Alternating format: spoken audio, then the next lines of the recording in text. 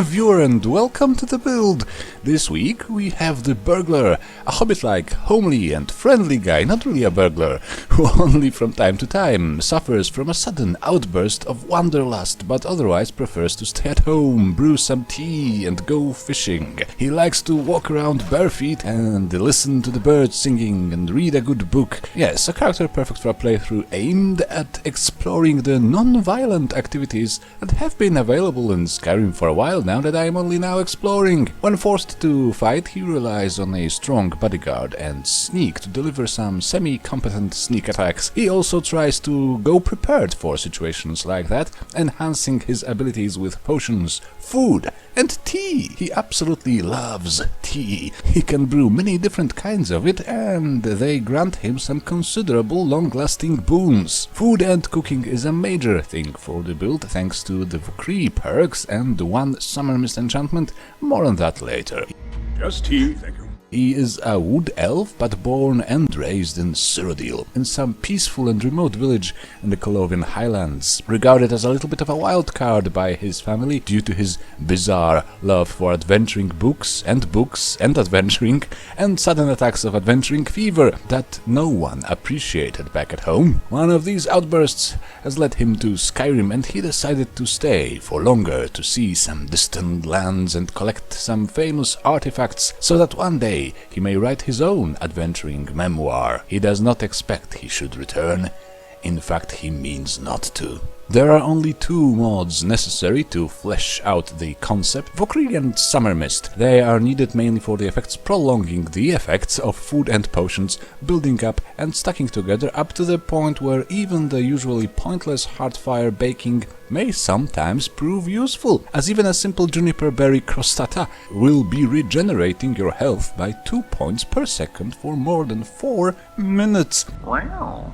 And granting you some extra movement speed and stamina regeneration for this entire duration. However, to make the entire experience more hobbit-like, you may consider a few more mods. Brewing tea is a simple yet effective food recipe mod, which adds quite a few different teas for you to brew at a cooking pot. Some of them can be ridiculously strong, especially with Vokrii alchemy perks. For instance, a simple herbal tea will give you 5 points of stamina regeneration per second and 20% better sneaking.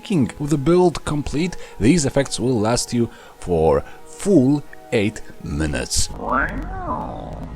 Snowberry tea will give you health regeneration of 5 points per second and 20% fire resistance for the same duration. It is a substantial boon, especially for a character who can always hide and rethink his strategy, even mid-combat. Unfortunately, the remarkable brews require honey in their recipes, and honey is an ultra-rare food item. So to remedy that, grab a little mod called Bear's Drop Honey. What I absolutely love about this mod is that its entire mechanics is described in the name. I also use another wonderful mod, Mealtime, a food and recipe mod, which adds dozens of new food items craftable at both a cooking pot and an oven. Some of these items added by the mod can be used instead of a healing potion. They heal just enough. So for some added challenge, you may implement a house rule of never using any actual alchemical concoctions, only crafting them for training, while trying to rely exclusively on food for buffs and healing. The potions will still be better overall, and I did use them in the video, but from my brief testing it seems the house rule should be somewhat manageable. The Lord of the Rings weapons collection was used for aesthetics, but our sword, Sting, is exceptionally good in terms of damage for a weapon that only requires one perk to be crafted and fully improved. It's also slightly lighter than other steel swords, meaning more stamina for power attacks and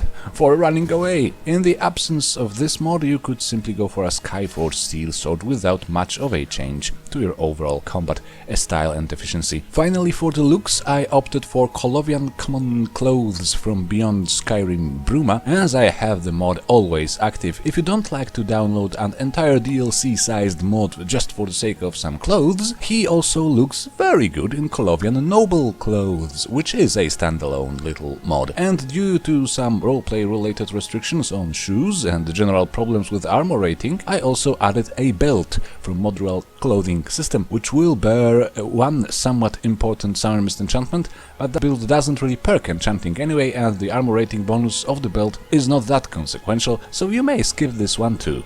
For the race we have a wood elf, because they are rather short. I even made him a tad shorter with the race menu mod. I know there are hobbit race mods, but I generally avoid new races. I always feel they would require a proper implementation into the world with lore, NPCs and quests and so on. So just a wood elf for me, thank you. The attributes ratio is 2 points of health per 1 point of stamina. There is no call whatsoever for magicka. Your weapon will be light enough to allow for a few power attacks in a row, and you will have plenty of means of increasing your stamina and stamina regeneration, so a more even spread would be rather wasteful, especially with rather low armor rating. We wear an incomplete low level armor and use no alteration spells or perks. The standing stone is the Lord, again due to low armor rating, and because with some tea and potions it will make it easier to reach the cap for magic resistance.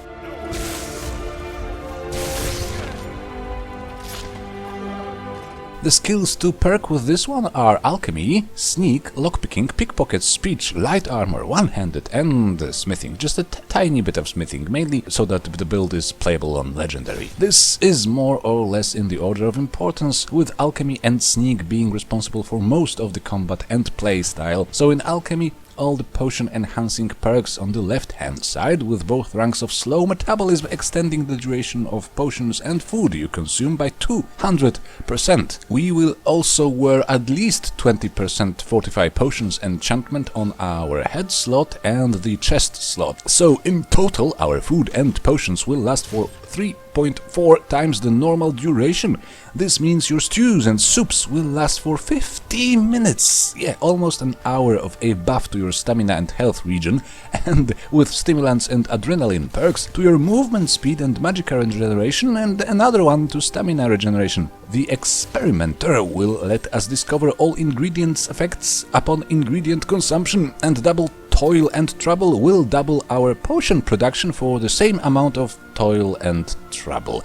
Silly name for a perk, come to think of it. If you have the patience for it, you should add Cinderion's Serenity quest ability to that, so your potion output is even better. Among other things, it means you will almost certainly have a lot of valuable potions to sell, which will accrue a lot of money. Building up a fortune is a nice little side goal for a mostly peaceful playthrough like this one, and it can help in acquiring good gear without perks and enchanting skill. The sneak perks are going to be the cornerstone of your combat style. Before the skill is all high and perky, your best hope is in Fortify One-Handed and Fortify Sneak potions, and also in avoiding combat altogether or letting your follower do most of the work. With the Escape Artist, both ranks of Silent Movement, Fog of War and Blind Spot, you should be able to re-enter Sneak and land some sneak attacks quite frequently. At times, in well-lit areas, you may need to sneak, let the follower distract the enemies, move a few steps away, and then circle back to land some more sneak attacks again.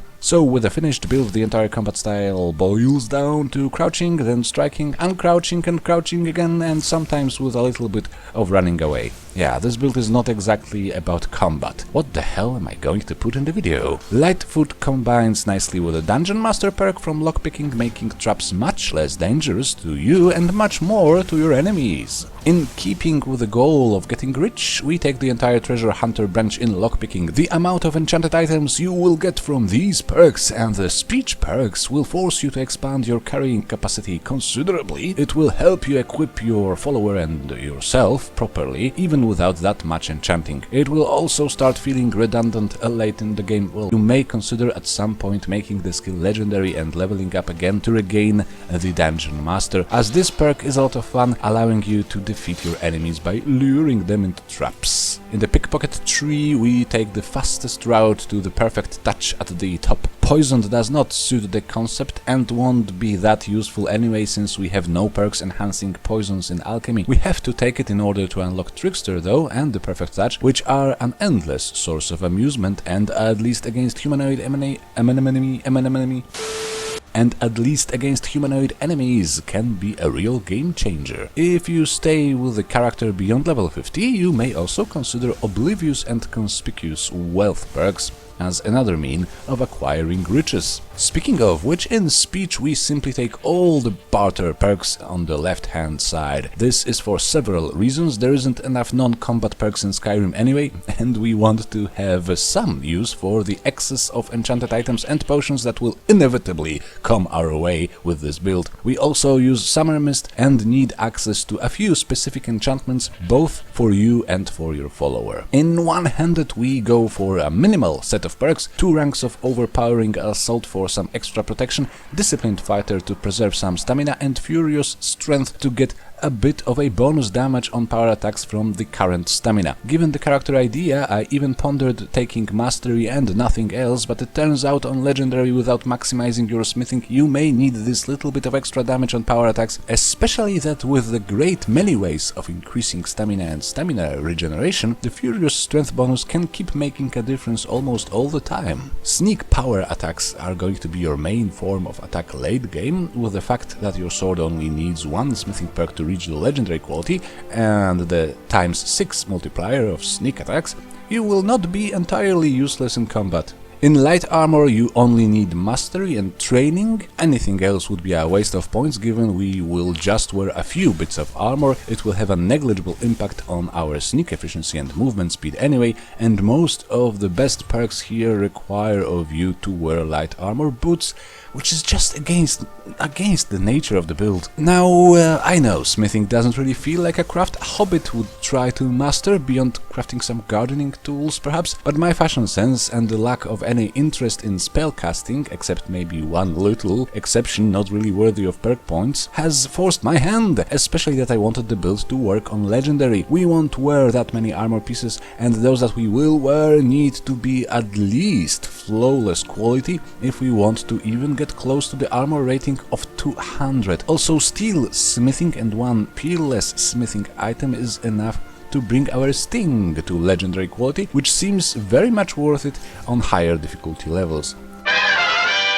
It's the gear section already. Ta-ta! First we have a clumsy sting. It's a sting that's clumsy. Ouch! The clumsy enchantment can be placed on it when your enchanting skill is approximately 60 and you have chugged an enchanter's elixir. This will make the enemies you hit stumble each time they attempt a power attack, and this will last for 5 seconds, which is more than enough for a rather fast weapon. The enchantment is not that hard to get, it is very useful for low armor characters like this one, and is efficient even without maximizing your enchanting, so it seemed like a natural fit. We will wear a mix of pre-enchanted and handcrafted items. The Locket of St. Jube, the Ring of Khajiit, a Circlet of Purification, or a better variation of that, Bracers of Major Wielding, Clothes with Fortify Potions enchantment, Cape with Fortify Sneak enchantment, Belt with the Windfall enchantment, and Padding with the Windfall enchantment.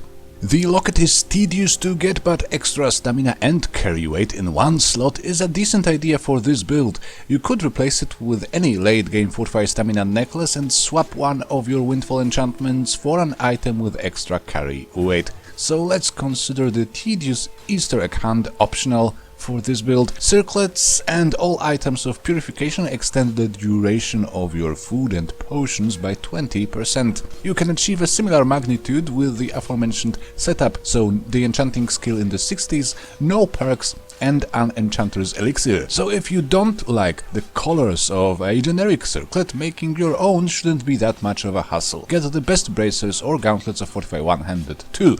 You will desperately need it on higher difficulty levels. Then, due to fashion choices, we need to enchant a few things ourselves, with the same approach as mentioned above, no perks, just an elixir, and the skill somewhat high. The clothes get another Fortify Potions, the cape gets Fortify Sneak, and the belt and padding get Windfall. Windfall is useful and fun. Almost regardless of the magnitude, it gives you a small chance to heal any of your attributes every second, and even in its diminished form on the padding, it will still heal 40 points of an attribute, which can still save your life at times. Hobbits need a little bit of luck to go against various Dark Lords anyway, but the staple of the build is probably the Ring of Khajiit. You will need to complete a short fishing quest, Spirits Away, to obtain it. The ring will grant you a very cheap but short-lasting invisibility spell, a pretty decent buff considering our sneak perks, and will increase your movement speed by 10%, which will stack with the adrenaline bonus. Potions are going to be the main source of power though, so let me give you a few examples of the most useful recipes. From canis root, beehive husk